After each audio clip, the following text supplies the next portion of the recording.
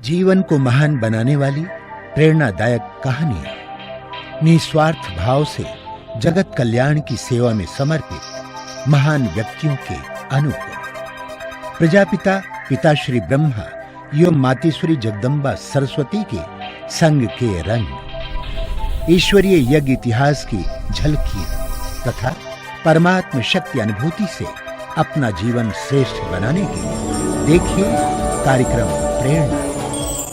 दीपक देता है रोशनी फैलाने की प्रेरणा, फलदायी वृक्ष देता है देने की प्रेरणा, मधुबन देता है महकते रहने की प्रेरणा, महान व्यक्ति देते हैं जीवन जीने की प्रेरणा। आओ प्रेरणा से दें हम सभी को प्रेरणा।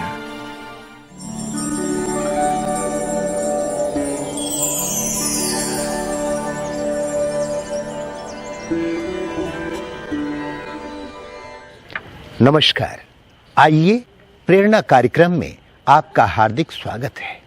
साथियों, इस कार्यक्रम में हम आपकी मुलाकात कराते हैं ऐसी प्रेरणादायी हस्तियों से जिनका संपूर्ण व्यक्तित्व निस्वार्थ सेवा करने और जीवन को दिव्य बनाने की प्रेरणा देता है। ये वो महान आत्माएं हैं जो आध्यात्म के पथ को अपनाकर ईश्वरीय प्रेम का रसपान करते हुए जन जन को ईश्वर के सानिध्य का अनुभव करा रही हैं। हमें आशा ही नहीं, पूर्ण विश्वास है कि आप भी इन दिव्य विभूतियों के अनुभवों से प्रेरणा प्राप्त कर अपना जीवन श्रेष्ठ और सफल बनाएंगे। तो लीजिए, प्रस्तुत है कार्यक्रम प्रेरणा।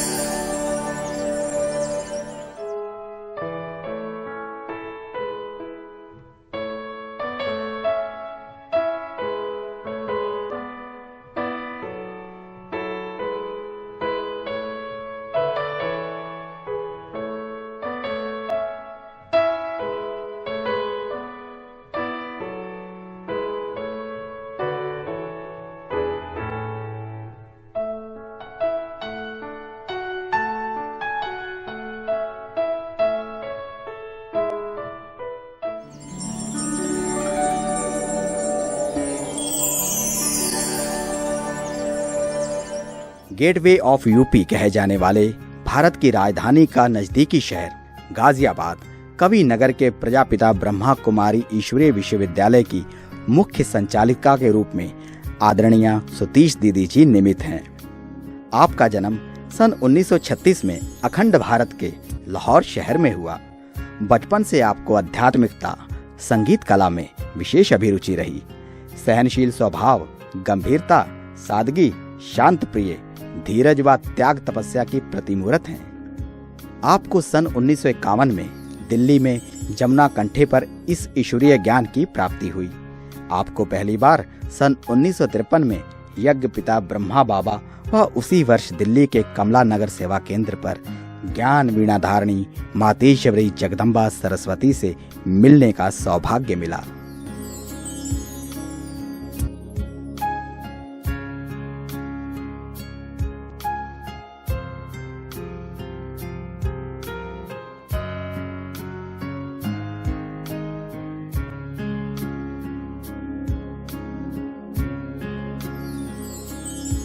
मम्मा बाबा की साकार पालना व नई दुनिया का दिव्य साक्षात्कार करते हुए आपने ब्रज शांता दादी, मिट्ठू दादी, कमल सुंदरी दादी, मनोहर इंदिरा दादी के साथ सहयोगी बनकर सन 1953 से दिल्ली, हापुड़, जयपुर, नंगल, मथुरा आदि सेवा स्थानों पर अपनी विशेष सेवा देते हुए सन 1964 से गाजियाबाद में ही रहकर ईश्वरीय सेवाओं को आगे बढ़ा रही हैं।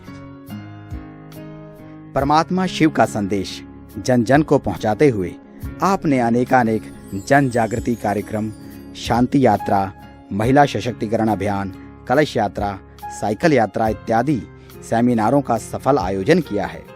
वर्तमान समय 3 सेवा केंद्र, 4 उप सेवा केंद्र, 20 गीता पाठशालाओं में 1500 से भी अधिक विद्यार्थी रोजाना ज्ञान मुरली का श्रवण कर अपना जीवन श्रेष्ठ बना रहे हैं।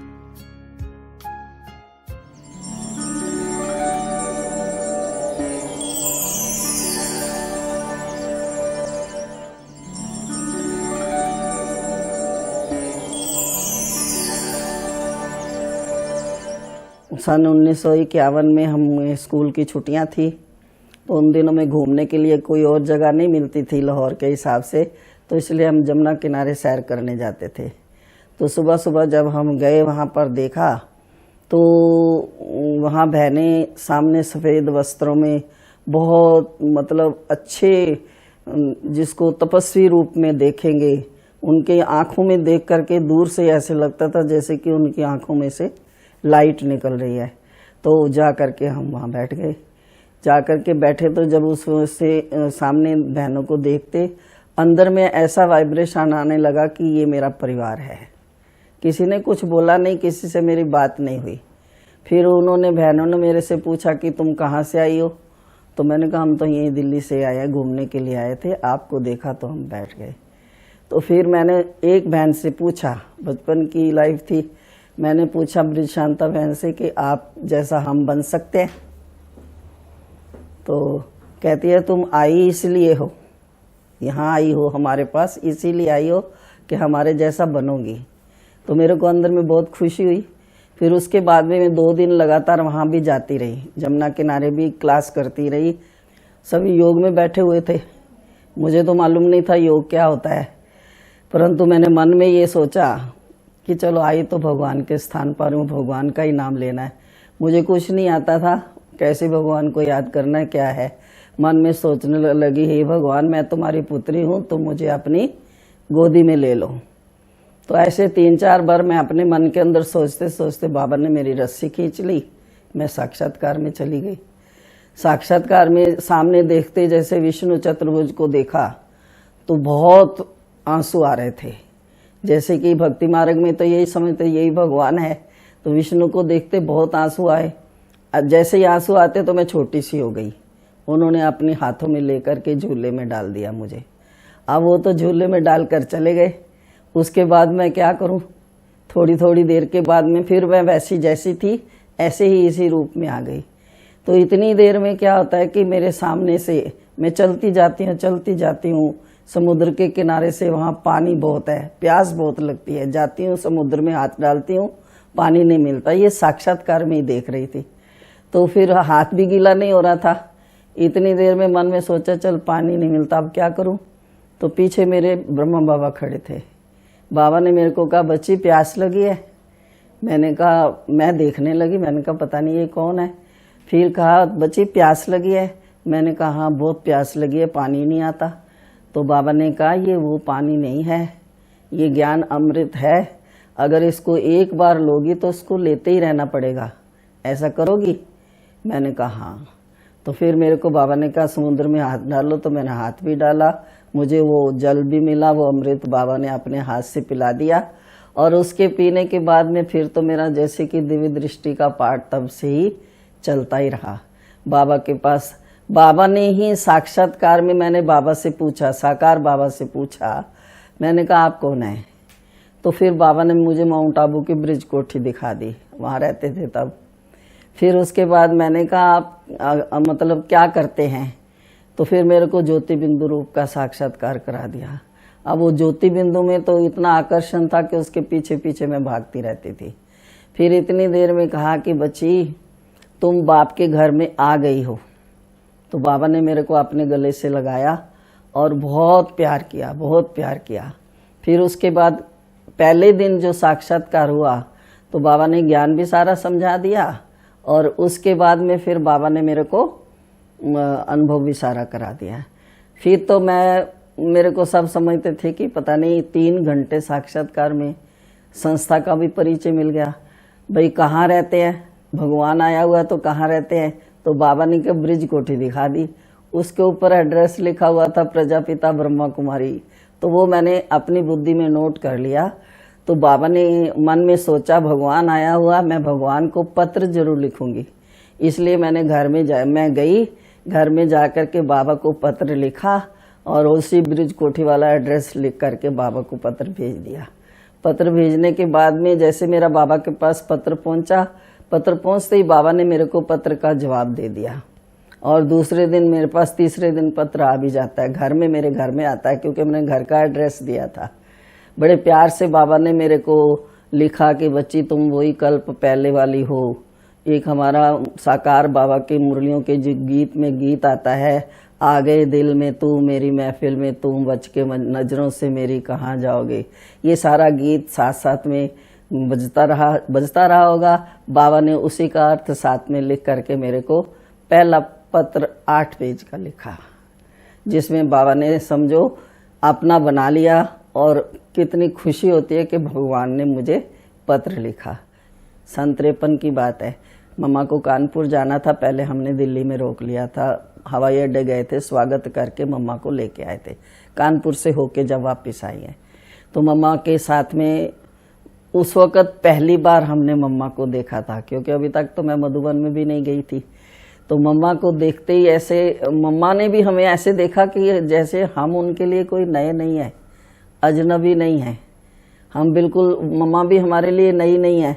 ऐसे चल कर के मम्मा के साथ आकर के क्लास में बैठे, मम्मा के पास में बैठे हुई हूँ, बिल्कुल पास में बैठी हूँ, वो फोटो भी मेरे पास अभी है। तो इस प्रकार से मम्मा ने हमको फिर बहुत कुछ सिखाया। कुमारियों को बहुत सावधान रहना चाहिए, कुमारियों की क्लास करा के मम्मा ने कहा कि कुमारियों को होशियार होना चाहिए, तुम शक्तियों को सारे भारत का उद्धार करना है। ऐसे करके मम्मा 1 महीना दिल्ली में रह के फिर मधुबन चली गई थी। ऐसा कौन है जिसको आंख से देखा नहीं जाता लेकिन दिल पहचानती है? ऐसा कौन है शिवराम जी? बाप, बाप बेहद का बाप, हाँ, जिसको निराकार बाप कहो।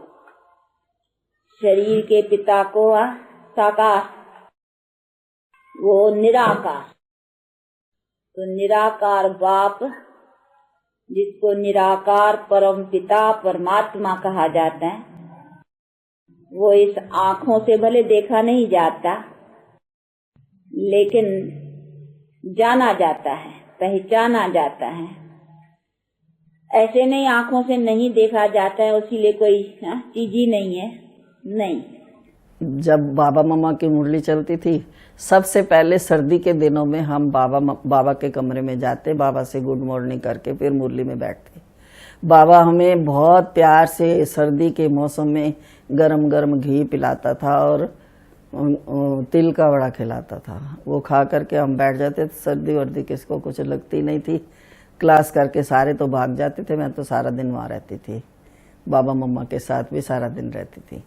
तो सारा दिन सेवा भी करती रहती थी, स्थूल सूक्ष्म सेवा करते रहते थे। सेवा करते करते बाबा देखता था कि बच्ची तू थकती नहीं है। मैंने कहा बाबा के सामने सेवा करते करते कोई नहीं थकता है। तो इसलिए थकावट होती भी नहीं थी और इतनी खुशी रहती थी, इतना नशा रहता था जिसका कोई वर्णन नहीं कर सकता, कितनी खुशी अंदर में रहती थी। लेकिन बाबा को जब मैं अर्पण होने के लिए बाबा ने कहा ना, मैंने कहा बाबा अर्पण तो हो जाऊंगी पर रहूंगी आपके साथ, मुझे इधर उधर सेवाओं पर मत भेजना। तो बाबा हंसता था, हाँ बच्ची ठीक है। जब अर्पण हुई तो बड़े प्यार से कहता है, गंगा तो बहती अच्छी लगती है, तू गंगा है कि वो क्या है जो कहती है मैं सेवा पर नहीं जाऊंगी। अब कौन बाबा से कहेगा मैं नहीं जाऊंगी। तो अंदर में ख्याल आया, बाबा ने तो सिखा दिया ना, सेवा तो हमें करनी है, सेवा हमारा स्वधर्म है कि अभी हमको नई दुनिया स्थापन करने के लिए सेवा के मैदान में जाना है। तो तब से लेकर के बाबा ने सेवा के मैदान में भेजा, मन से, वचन से, कर्म से। बाबा ने हमेशा ये कहा कि बच्ची सच्ची दिल पर साहब राजी है, हमेशा बाप के साथ सच्चे होकर के रहना, अंदर में झूठ कपट कभी नहीं रखना। तो वो अपना संस्कार वैसे भी था, लेकिन बाबा के समझाने से और भी जैसे कि वो वरदान बन गया। तो इसलिए बाबा ने हमें ऐसा ही रखा जहाँ भी रखा।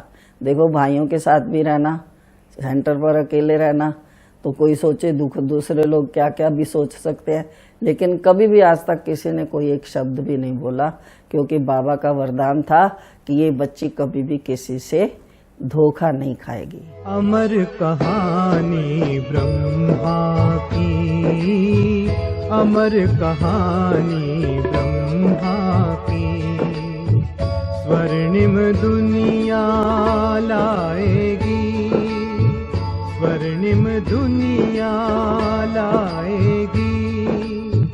उनकी त्याग तपस्या सेवा, उनकी त्याग तपस्या सेवा शिव की झलक दिखाएगी। अमर कहानी ब्रह्मा की, विश्व शांति की क्रांति इस धरती पर लाई। बदलेगा इतिहास विश्व का, ये धरती ने अंगड़ाई। लेकर झंडा हाथ में शिव का, लगा विश्व कल्याण में। कि जब मैं मधुबन गई थी मुझे कोई जाने नहीं देता था, घर वाले कोई छुट्टी नहीं देते थे। अब मैंने सोचा मैं बाबा की सबसे पहली बच्ची हूँ, पहला नंबर की कुमारी मैं हूँ। मेरे से बाद में आने वाली तो जा रही हैं और मेरे को अभी तक छुट्टी भी नहीं मिलती है। ये मेरा कौन सा हिसाब किताब है। फिर मैं अपने आप को दोष देती थी, तेरा योग ठीक नहीं है, तो अपना योग लगा। तो मैंने अपने घर में बैठ कर के सुबह सारा दिन तो सेंटर पर रहती थी, शाम को घर में बैठ कर के 3 दिन तक रात को मैंने खूब तपस्या की। बाबा आप इस भाई की बुद्धि को टच करो, ये मुझे जाने के लिए हाँ कर ले। क्योंकि मैं झूठ बोल के जाना नहीं चाहती थी, मैं क्लियर जाती थी, हर काम क्लियर करती, झूठ नहीं बोलती थी। तो इसलिए फिर तीसरे दिन माता जी को मैंने बोला, हमारी मदर चलती थी ज्ञान में, उनको मैंने बोला भैया से बोलो कि इसको मैं ले जाऊं, मैं जा रही हूँ माउंट आबू। तो उन्होंने कह दिया कि हाँ ले जा रही हो तो 1 हफ्ते के लिए। तो इस प्रकार से 1 हफ्ते के लिए उन्होंने मुझे कहा। मैं तैयारी तो कर चुकी थी क्योंकि मुझे निश्चय था कि ये छुट्टी मुझे अवश्य देगा। तो इस प्रकार से मैं तैयारी करके अपनी अटैची तैयार करके और मैंने कमला नगर भेज दी। सुबह मैं सवेरे सवेरे नहा धो करके बाबा से गुड मॉर्निंग करने जाती थी। तो बाबा उस वक़्त मुझे अपने हाथ से माखी बादामी खिलाते थे। माखी बादामी खाने के बाद में फिर मैं क्लास में चली जाती थी। बाबा ही जाते थे तो हम सब क्लास में चले जाते थे। बाबा की मुरली सुनने के बाद में फिर मैं जब आती थी तो बाबा ने भोली दादी को कहा हुआ था कि इसको रोज इतना सारा मक्खन देना है और ये जैसे भी खाए इसको खिला देना है। तो मैं क्लास खत्म होते मुझे कहता था जाओ बच्ची जाओ भोली के पास। तो मैं भोली के पास जाती, वो मेरे को मक्खन देती, मैं खा करके फिर बाबा के पास पहुंच जाती। बाबा पूछता खा के आई? मैंने कहा हाँ। मेरे को पहले पूछा बाबा ने कैसे खाएगी, नमक डाल के खाएगी मीठा डाल के खाएगी? मैंने कहा मैं तो ऐसे ही खा लेती हूँ, मक्खन बहुत खा लेती हूँ। तो इस तरह से फिर रोज वहाँ 6 मास तक बाबा ने मेरी शरीर की भी मतलब बीमारी को ठीक कर दिया। फिर उसके बाद में मुझे यहाँ गाजियाबाद में भेजा। मेरे जीवन में तो मेरी हमेशा ये धारणा रही है कि कभी भी किसी से रीस नहीं करनी है। पहली बात, मुझे अपना जीवन बनाना है, कोई क्या भी करता है उसको नहीं देखना है, और वो अभी तक भी है। कभी मन में ये नहीं संकल्प आया कि मेरे को कोई महारथी कहे या ये बहुत अच्छी है ऐसे कहे। महिमा की संकल्प नहीं आता कि कोई मेरी महिमा करे, परंतु मुझे बाप के साथ में बिल्कुल सच्चे होकर के रहना जो यज्ञ की सेवा है। पर बाबा ने बताया था जब अंतिम समय आएगा तो यज्ञ के अंदर भी बहुत उथल पथल होगी। वो अभी हम प्रैक्टिकल में देख ही रहे हैं।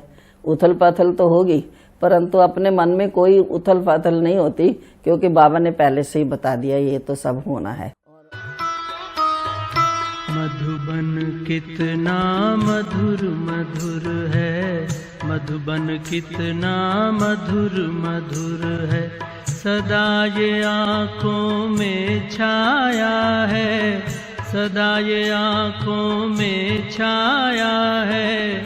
दिल वाला मधुबन का बाबा, दिल वाला मधुबन का बाबा दिल में समाया है।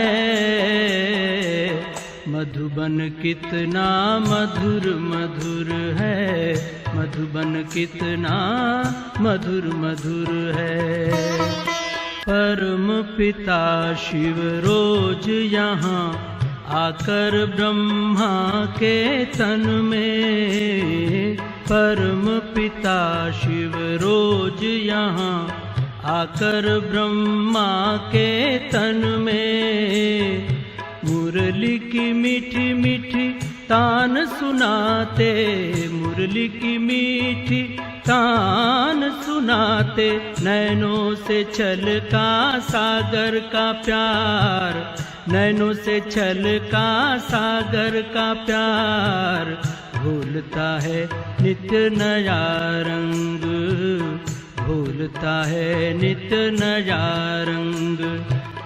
बच्चों के जीवन में दिलवाला मधुबन का बाबा, दिलवाला मधुबन का बाबा दिल में समाया है। मधुबन कितना मधुर मधुर है, मधुबन कितना मधुर मधुर।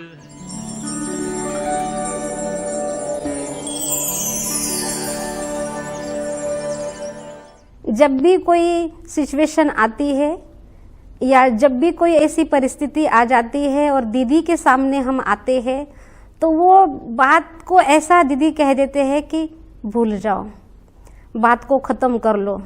सुनीता, स्थिति सबसे बड़ी है। बाबा ने कुछ नहीं देखना है। बाबा ने ये नहीं देखना है कि तुमने कितनी सेवाएं की है। बाबा ने ये नहीं देखना है कि तुमने कितने जिज्ञासु तैयार किए हैं। अंत के समय में बाबा ने सिर्फ ये देखना है कि बच्ची, तुम्हारा पुरुषार्थ क्या है। दीदी की बहुत इजी नेचर है, एक सरल चित्त, व्यवहार सरल नेचर, जो कि हर किसी के साथ एक जैसी नजर आती है। तो जैसे ममता की और दृढ़ता की दोनों ही प्रतिमूर्ति हैं। मैंने जब अपने जीवन में ये देखा है कि किसी भी स्थिति में उनका ममतामयी रूप और धारणाओं में दृढ़तापूर्वक रहना, कैसे बाबा ने जो शिक्षाएं दी हैं उनको अपने जीवन में ढालना, उनसे सीखा है।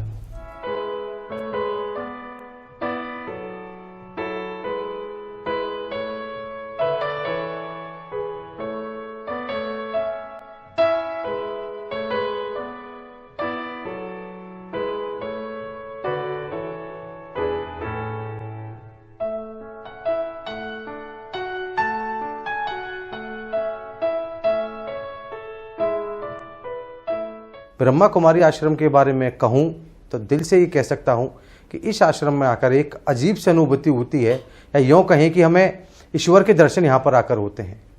आज के इस दौर में जहाँ जब रिश्ते टूट रहे हैं, भाई बहन के रिश्तों का खून हो रहा है, ये सब रिश्ते जो है टूट रहे हैं, इन रिश्तों के बीच में ब्रह्म कुमारी आश्रम में आकर ऐसा महसूस होता है कि रिश्ते यहाँ जुड़ रहे हैं। बहन जी के पास, सतीश बहन जी के पास आकर ऐसा लगता है कि साक्षात बहन के रूप में आपसे एक माँ मिल रही हो।